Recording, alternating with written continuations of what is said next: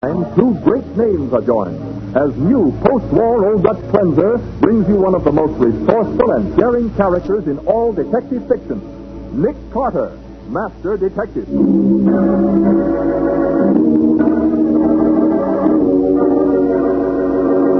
Nick, you aren't going to let them get away. I don't have any choice, Patsy. You bet you haven't. You got your name on that concession, sister? Yes. Here it is. Give it to me. I have to sign it, too. Oh, brother, wait till this story gets around town. Nick Carter let the killer get away. And even furnishes the car the killer escaped in. It'll be the biggest laugh of the year.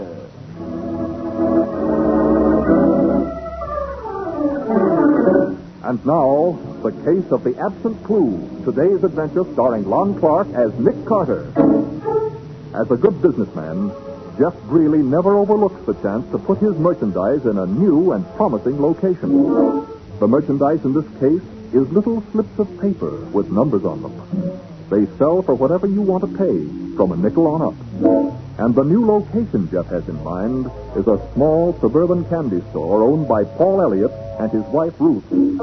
Right now, Jeff is giving the Elliots a sales call. Your cut ought to double the profits on this joint, Mr. Elliott. You'll get a big play from the kids at that school down the street. Listen, the numbers game is a racket. When I sink so low that I have to keep school kids out of nickels and dimes and start them gambling with their lunch money. Elliott, you got the only place in this neighborhood that fits in with my plan. Then you'll have to change your plan. There was another guy that didn't want to cooperate. Somebody busted all his plate glass windows one night. You can't scare me. The other guy wasn't scared either. It wasn't until after a couple of guys slugged him that he decided to play ball with us. Paul, phone for the police. Don't bother, Elliott. I'm going. But I'll call around again in a couple of days. Maybe you'll change your mind.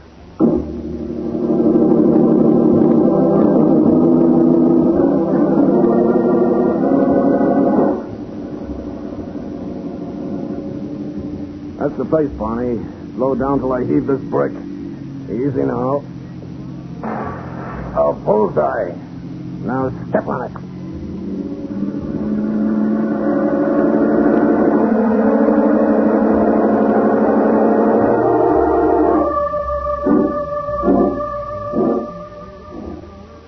Anything interesting in the mail, Nate?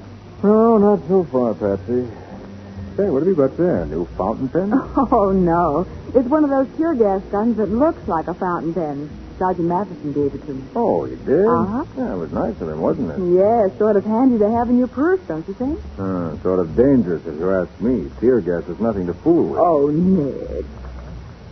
Well, what do you know? What is it? This letter. From a fellow I haven't heard of since we were kids. Paul Elliott. Oh, I thought it was a case. And maybe. You know who Jeff Greeley is? Small-time racketeer, isn't he? Yeah.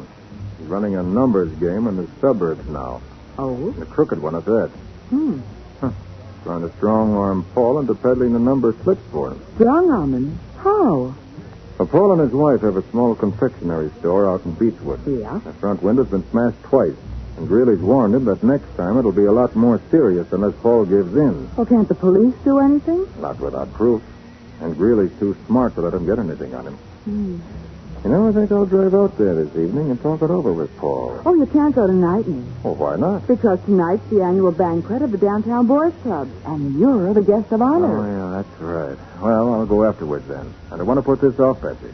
No telling when Greeley will pay Paul another visit.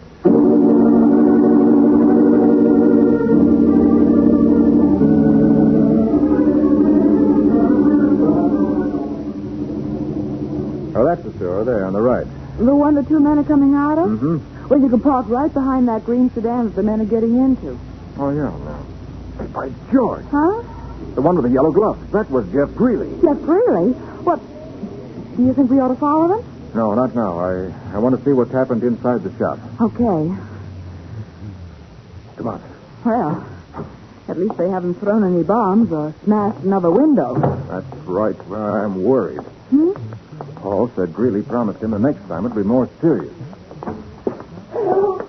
Please help me! Yes, what is it? Oh, my husband, he's here. Are you Mrs. Elliott? Yes, my husband, he's in the back there. Please do something. I'll go, Patsy. You stay here with her. Yes. Oh, Mrs. Elliott, what happened? Those men, the two that just left. They hit him. Now, don't worry. Everything will be all right. How is he, Nick? Shall I call an ambulance? No, that won't be necessary. You mean he's all right? I'm afraid not, Mrs. Elliott. Paul's dead. Dead? Oh, Nick, he fainted. I shouldn't have broken the news to her so abruptly. Here, Patsy, take care of her. I'll call Matty and tell him to put out a general alarm for Jeff Greeley on a charge of murder.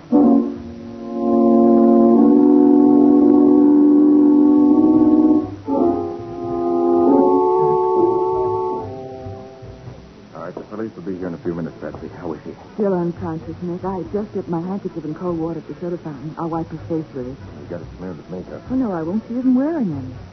You mean that peaches and creamy face is natural? Of course it is. Some women are lucky. She's coming out of it. How do you feel, Mrs. Elliott? Who are you? My name's Carter. I'm a private investigator. I used to know Paul years ago.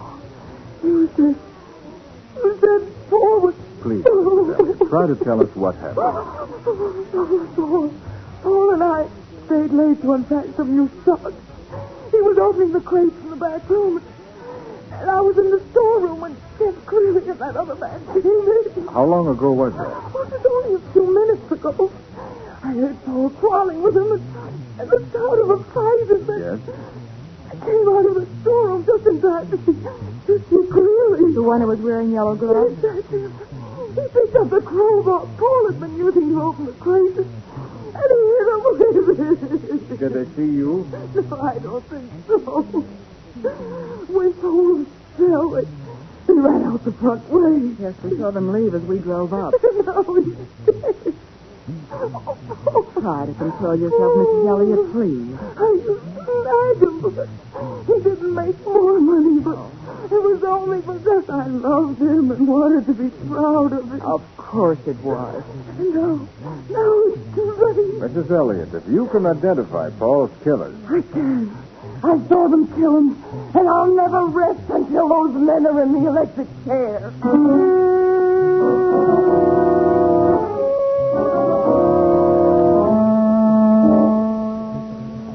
Well, did you find anything, Nick? No, Matty. The ledger of Greeley's is the only thing in the whole apartment. Yeah, there's plenty of evidence in it to convict Greeley of running a numbers racket, but that ain't important now. Hey, wait. Here's an interesting item. What? October 17th. Farm, $18,375. Oh, can you imagine a bright lights character like Jeff Greeley buying a farm? What would he do with a farm? Use it as a hideout, and I'll bet that's where he is right now. Hey, you're probably right, Nick. But we don't know where this farm is located. If he bought it for a hideout, the chances are it ain't even in his name. Well, some of his friends might know, if we could get them to talk. Yeah, maybe. We'll round up a few of them and try anyway. How about the medical examiner's report, Matty? Bruises, contusions, cut on the left eye. Oh, they must have beaten him pretty badly. And then finished him off with a crowbar. Oh, it's going to be a pleasure to get my hands on those guys. I don't suppose there were any fingerprints on the crowbar, Sergeant. No, Patsy, not a single one. What? Well, why should they be, Nick? Greeley was wearing gloves. That's right. Greeley was wearing yellow gloves. Well, now, look, we don't need a fingerprint. Mrs. Elliott's testimony will be enough to convict those two rats. Yeah, but if anything happened to her, you wouldn't have any case at all against Greeley. Nothing is going to happen, Patsy. We got her in a downtown hotel under an assumed name. Where?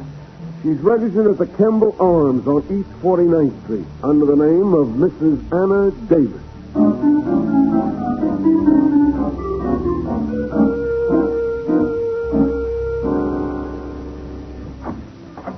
Yes? Mrs. Elliott? No, my name's Anna Davis. I know, Mrs. Elliott. It's all right. I'm William Jeffords from the district attorney's office. Oh, I didn't know. There's been a couple of new developments in the case, Mrs. Elliott, and the DA wants to see you in his office right away. All right. Just a minute. I'll get my...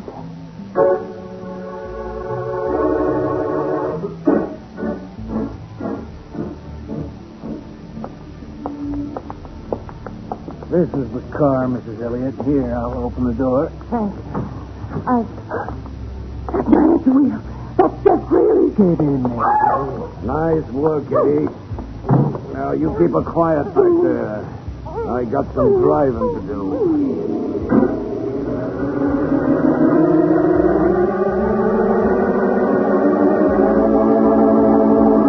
Swiftly, Jeff Greeley heads the car toward his upstate hideout, while in the back seat, struggling helplessly, is the woman whose story could send him to the electric chair, if he lives to tell it. We'll see what happens next in just a moment.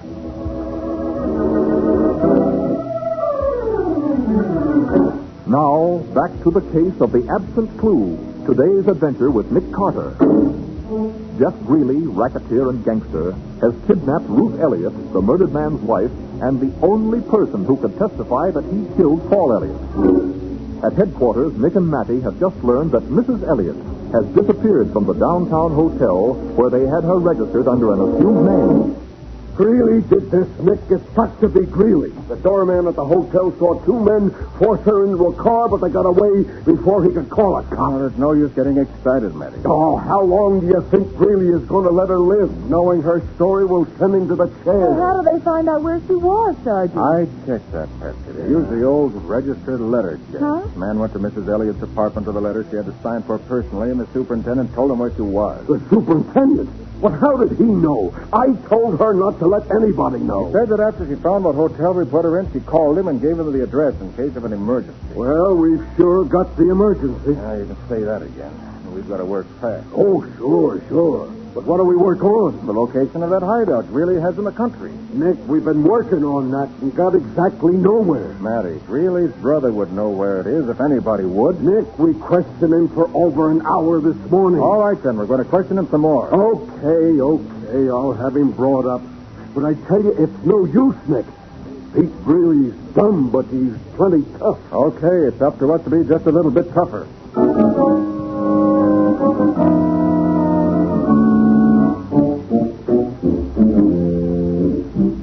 Will you guys lay off of me? I tell you, I don't know nothing. Don't give me that, Pete. Your brother Jeff bought a farm last October, and you know it. Listen, you lame-brained stumblebum. I'm going to make you tell me where that farm is if it takes me from now until Christmas. I tell you, I never heard of no farm. Hey, wait, Matty. Just had an idea. Yeah? We can find where that farm is by consulting the state registrar of deeds. Well, how will that help if he bought it under a different name? Well, we know the farm was bought on October 17th and that he paid $18,375 for it. So what? So we checked the records. Not likely that more than one farm changed hands for that exact price on that particular day. Hey, Nick, you've got something there. Yeah, Matty, we'll have the exact location of that farm inside of 4 hours. Yeah. Well, what about Pete here? You can't hold me. I ain't done nothing. Why, you... No, wait, Matty. You may as well let him go. Okay. But I hope you come back to see us, Pete, when you can stay for a long, long time.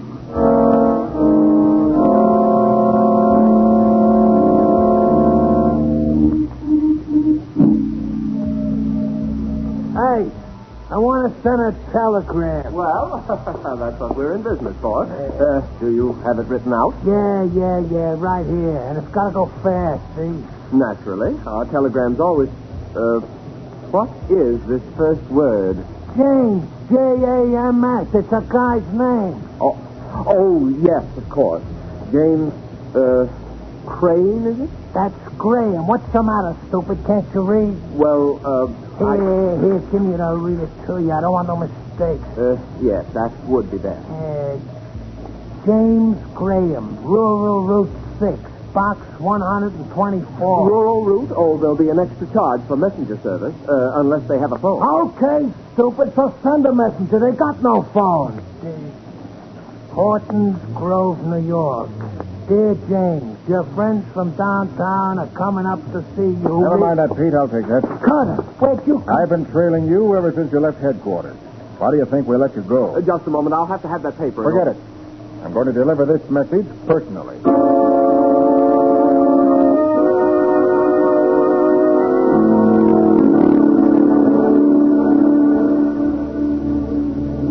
Is this the place? This is it. Oh. But where's Greeley's car? Do you suppose he didn't come here after all? Somebody's been here. Look at those tire tracks. Then if he's gone, we're too late. No harm in looking around. Better stand to one side. Okay. We're going to knock on the door. We might get bullets for an answer. Well, be careful, Nick.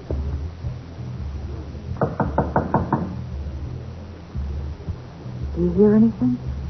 Not a sound. Is it locked? Yeah, I'm going to break it in. Tire tracks prove they had some reason for coming here. There may have been to dispose of a body. Oh, Nick, I hope not. Here goes.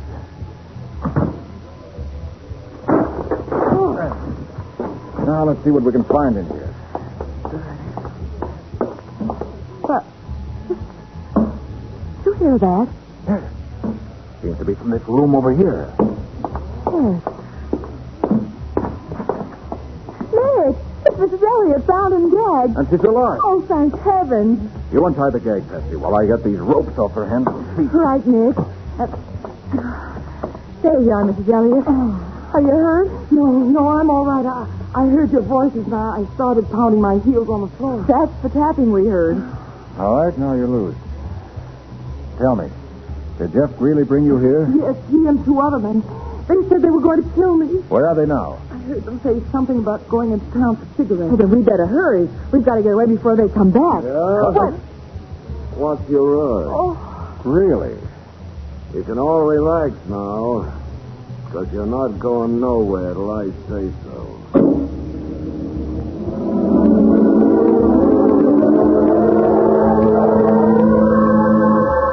Jeff Greeley stands in the doorway, a revolver in his hand. And it appears that instead of rescuing Ruth Elliott, Nick and Patsy are themselves caught in the same trap. We'll see what happens in just a minute.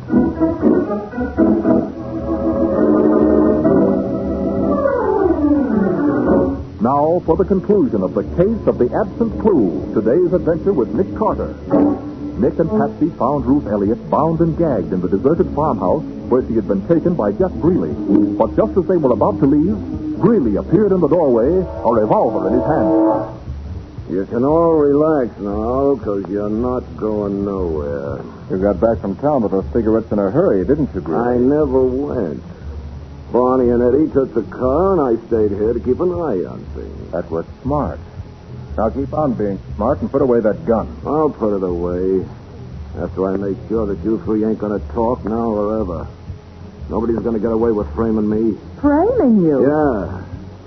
If I fry, it won't be for something I didn't do. Well, if that's all that's worrying you, Greeley, you can put that gun back in your pocket. I know you didn't kill Paul Elliott. What's that? He did. I saw him. No, Mrs. Elliott, you killed your husband. You did. It's a lie. That's why you kidnapped her, isn't it, Greeley? Why, sure, I've been trying to make her tell the truth so that I'd be cleared. I can understand that. What chance would I have in a court when it's my word against hers? You wouldn't have any chance.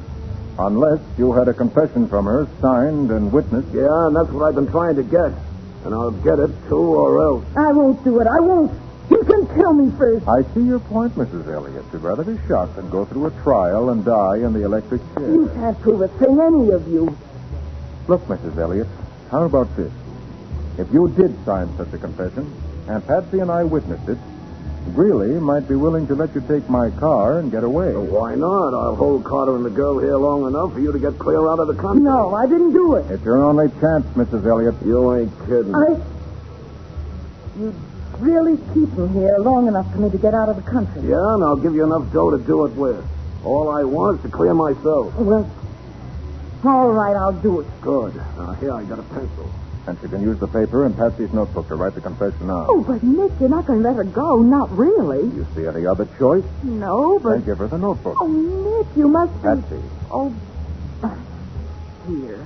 I'll write as I dictate, Mrs. Elliott. Go ahead. I hereby confess that I killed my husband, Paul Elliott, and that Jeff Greeley is completely innocent. Now sign it. There.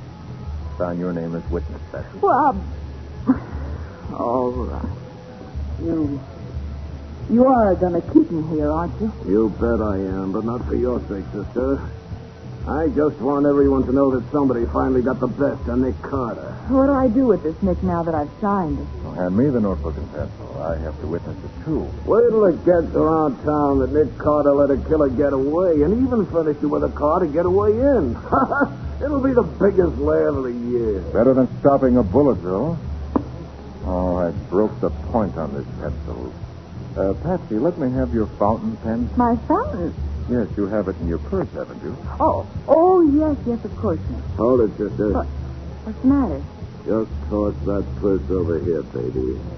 I'll get that fountain pen for him. Oh, all right. Here. That's a go. I just want to make sure you didn't pull any tricks. Here's the pen, Carter. Oh, you know I wouldn't try any tricks on a smart boy like you, Jeff. Oh, there's no ink in this pen. Huh? I'm afraid I'll have to use tear gas. All right, let go of the gun, Greeley. Let go. I've got the concession there. Don't move, Mrs. Elliott. If I'd have known you... You keep your hands up, too, Greeley. Oh, Nick, that gas. Go on, through the door, Greeley. We'll wait for the rest of your gang out where there's some fresh air.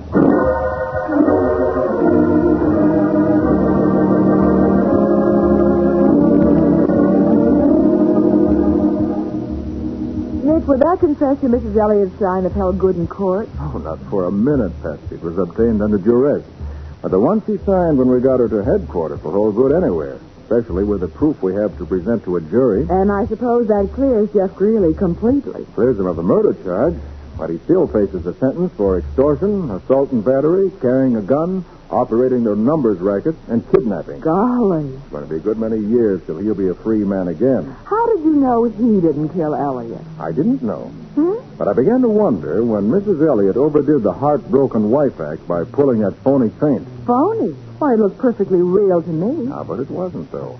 When you faint, Patsy, the blood rushes from the head and you become very, very pale. Oh, so that's why you were surprised that her makeup didn't come off when I bathed her face. Mm-hmm. She still had that peaches and cream expression. But that wasn't any reason to accuse her of murder. You must have had another clue. I did. A clue that wasn't there. A clue that wasn't... Oh, what do you mean? Remember, there weren't any fingerprints on the crowbar that Paul Elliott was killed with? Well, why should there be any? Greeley was wearing gloves. True enough, but Elliott had been working with the crowbar, and he wasn't wearing gloves. His prints should have been all over it.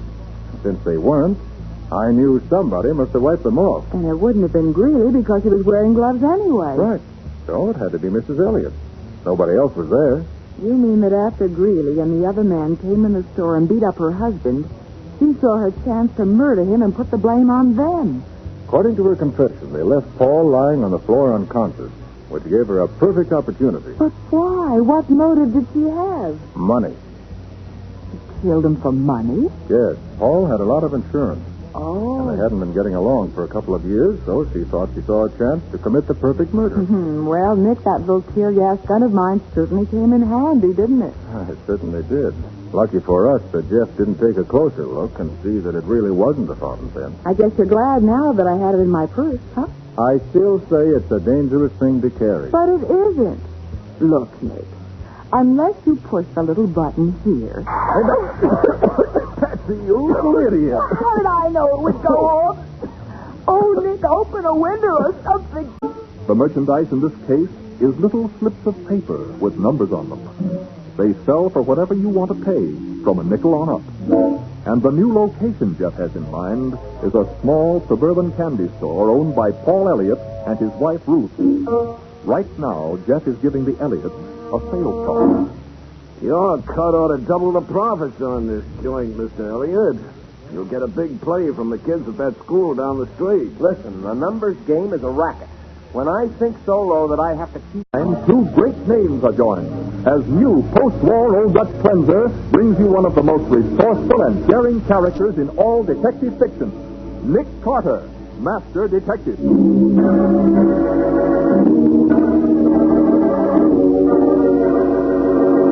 Nick, you aren't going to let them get away. I don't have any choice, Patsy. You bet you haven't. You got your name on that concession, sister? Yes. Here it is. Give it to me. I have to sign it, too. Oh, I'll call around again in a couple of days. Maybe you'll change your mind.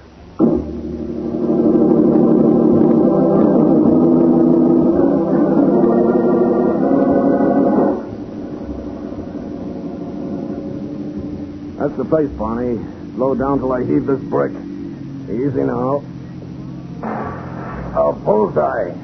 Now step on it. School kids out of nickels and dimes and start them gambling with their lunch money. Elliot, you got the only place in this neighborhood that fits in with my plans. Then you'll have to change your plans. There was another guy that didn't want to cooperate. Somebody busted all his plate glass windows one night. You can't scare me. The other guy wasn't scared either. It wasn't until after a couple of guys slugged him that he decided to play ball with us. Paul, phone for the police. Don't bother, Elliot. I'm going. Brother, wait till this story gets around town. Nick Carter let the killer get away.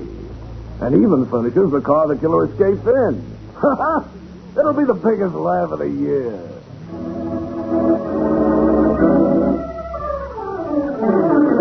And now, the case of the absent clue. Today's adventure starring Lon Clark as Nick Carter. As a good businessman, Jeff Greeley never overlooks the chance to put his merchandise in a new and promising location.